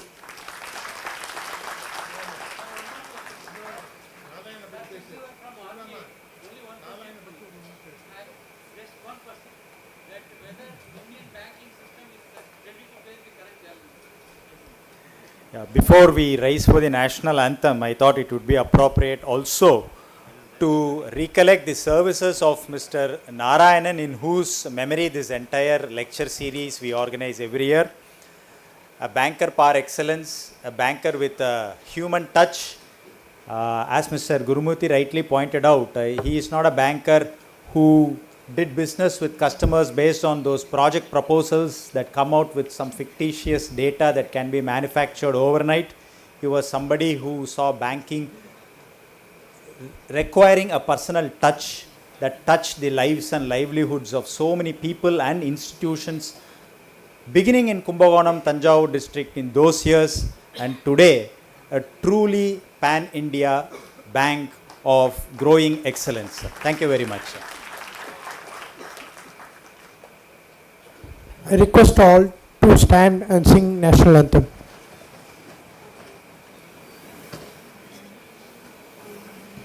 जनगण मन अधिनायक जय हे भारत भाग्य विधाता पंजाब सिंध गुजरात मराठा द्राविड उत्कल वंगा विंध्य हिमाचल यमुना गंगा उच्चल जलधि तरंगा तव शुभ नामे जागे तव शुभ आशीष मांगे गाहे तव जय गाथा जनगण मंगलदायक जय हे भारत भाग्य विधाता जय हे जय हे जय हे जय जय जय